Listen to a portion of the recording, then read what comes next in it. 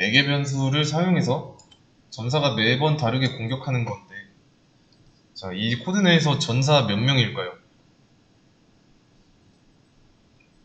전사 객체의 수를 세면 되죠.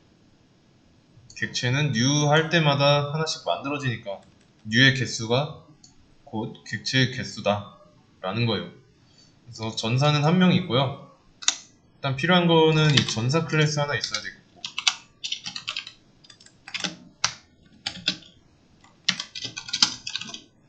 전사 클래스 하나 있어야 되고요. 그러면 이제 객체도 만들 수 있고, 일단은 전사 클래스 안에 지금 공격이라는 메서드가 없죠. 만들면 됩니다. 그래서 기본 꼴로 만들어 주고요. 오류는 없죠. 여기까지는 이제 실행했을 때 문제없이 됩니다. 그러면 이제 출력이 이렇게 돼야 된다고 했죠. 각각 실행할 때마다. 여기 괄호 안에 뭐 주석이 있는데, 여기서 어떤 변화를 주면서 이렇게 출력되도록 해야 된다는 뜻입니다. 일단은 무시하시고요. 일단은 이거 한번 지워놓고 하겠습니다.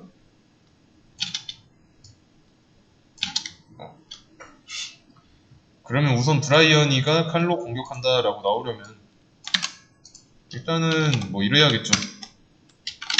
이렇게. 그러면 이 코드를 실행했을 때 어떻게 나올까요? 그냥 뭐 써있는 대로 다 나오죠. 써있는 대로 다 나옵니다. 왜냐면 이 설계도에 공격 메서드를 실행할 때 이런 식으로 출력하라고 되어 있으니까요. 근데 하려는 거는 각 전사 변수가 이 메서드를 실행할 때마다 다르게 출력되게 하는 거예요. 전사 이름과 무기를 다르게. 그러면 이런 식으로 지금처럼 같은 말만 반복하는 게 아니라 사람 이름과 무기가 각각 다르게 나오도록 하고 싶습니다. 공격 버튼은 같잖아요. 맞죠? 지금 다른 행동을 취하고 있는 거죠. 힌트는 매개 변수고요. 이 부분 여기에다가 뭘 넣어줬죠? 여기다가 인자를 넣어줬죠. 자, 그러면 이제 메서드를 실행할 때 이 인자가 메서드 원형의 매개 변수 자리로 들어가는 거죠. 그러면 일단은 인자를 한번 줘보도록 하겠습니다. 브라이언과 칼이라는 걸 인자로. 자, 그러면 이제 메서드 실행 모양이 바뀌었죠. 그럼 메서드 원형에서도 인자를 주고 있으니까 받을 수 있게 매개 변수가 있어야죠.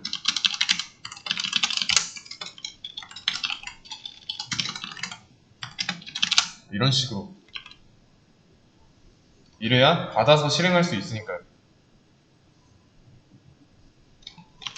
타입은 문장을 주고 있으니까 스트링 타입으로 해준 겁니다. 이거는 쉽죠?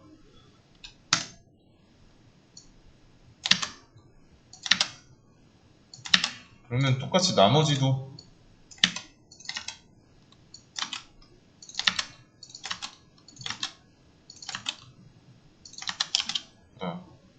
이렇게 해주면 됩니다.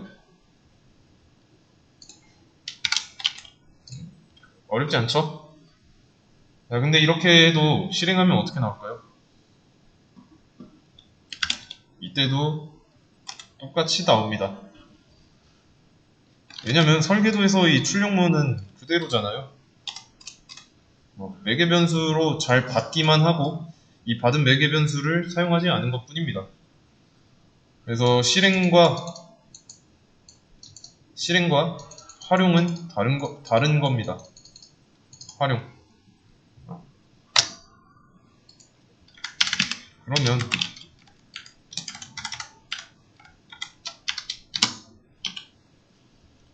이렇게 서식 지정자를 이용해가지고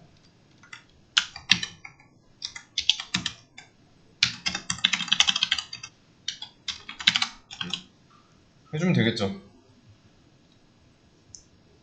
이러면 이제 각각 1, 2, 3이라고 했을 때 각각 인자가 다르니까 각 번호에서 넘겨받은 인자 매개 변수로 잘 들어가서 잘 출력됩니다. 브라이언이 칼로 공격한다. 필립이 창으로 공격한다. 마크가 지팡이로 공격한다. 잘 나와요. 그래서 메서드 하나로 인자가 다 다르게 주기 때문에 그 결과도 다른 겁니다. 근데 이렇게 다르게 나오려면 인자를 받은 매개 변수를 활용해야 된다는 거. 그러면 이렇게 한번 해보겠습니다. 이번에는 ABC 얘는 필요 없고요. 이번에는 총으로 그리고 123이라고 하겠습니다. 왜 이렇게 썼냐면은 ABC라는 사람이 총을 가지고 123번 공격하겠대요. 이거는 왜 안 될까요?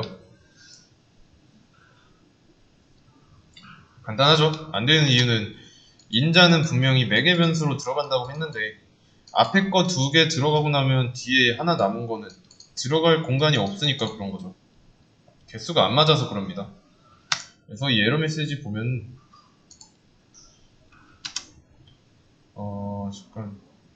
지금 이거는 근데 타입 가지고 뭐라고 하네. 개수가 문제가 아니라. 그러면 이걸 보죠.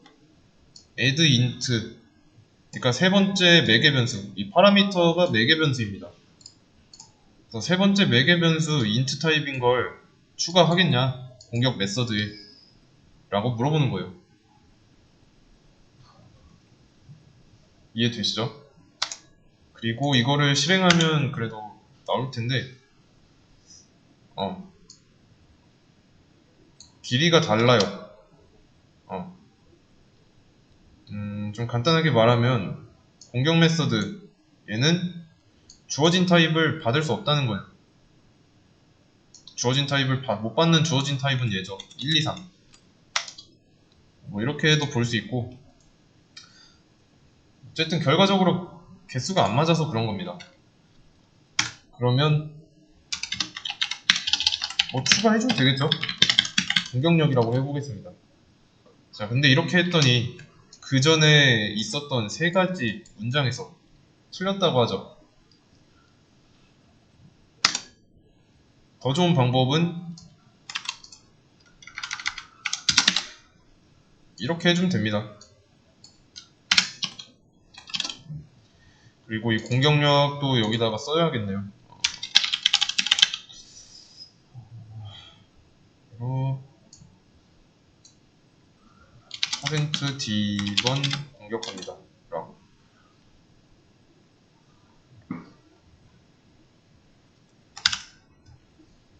그러면 잘 나오죠?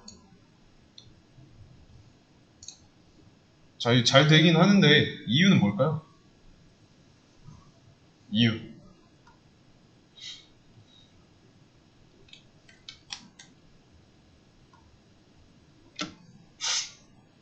어렵지 않습니다. 우선은 여기 이 세 문장 실행할 때는 공격 메서드를 찾아가는데 인자가 2개니까 매개 변수 2개 있는 메서드를 찾아가서 실행합니다. 마지막으로 이 인자가 3개인 거 이때는 매개 변수가 3개인 공격 메서드를 찾아가는 거죠.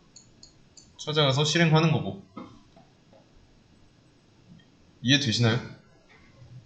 그래서 이거를 뭐라고 부르냐면 얘를 메서드 오버로딩 잘리네. 메서드 오버로딩이라고 합니다. 여기다 다시 써드릴게요. 메서드 오버로딩이라고 합니다. 오버라이딩이랑 달라요. 전혀 다릅니다. 그래서 이름은 같은데 여기 매개 변수의 개수가 다르죠. 이런 차이점이 있습니다.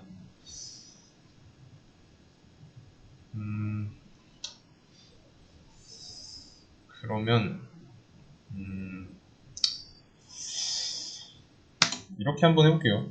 여기다가 불린이라고 써버리면 얘가 뭐라고 하죠? 타입이 안 맞으니까. 얘는 지금 정수 타입의 데이터가 이 매개 변수로 넘어가고 있는데 이 매개 변수의 타입은 논리값 담는 불린이니까요. 그래서 형식까지 일치시켜야 됩니다.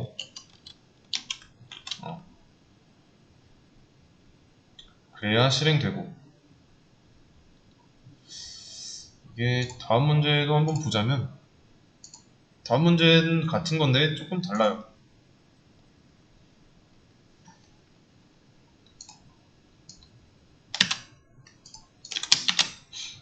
그래서 이것도 마찬가지로 매개 변수 사용해가지고 매번 다르게 공격해야 됩니다.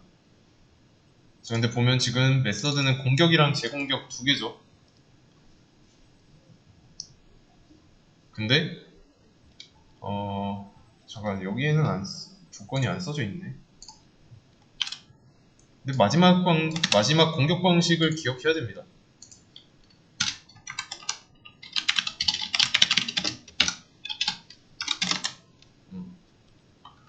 마지막 공격 방식을 기억해야 돼요.